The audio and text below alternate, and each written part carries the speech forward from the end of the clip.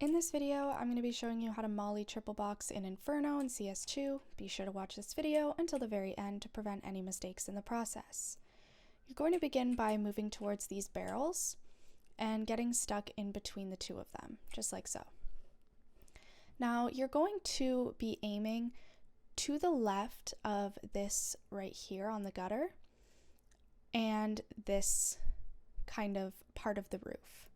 So you're going to be aiming right at the tip of it in the gap, and all you have to do is aim and throw.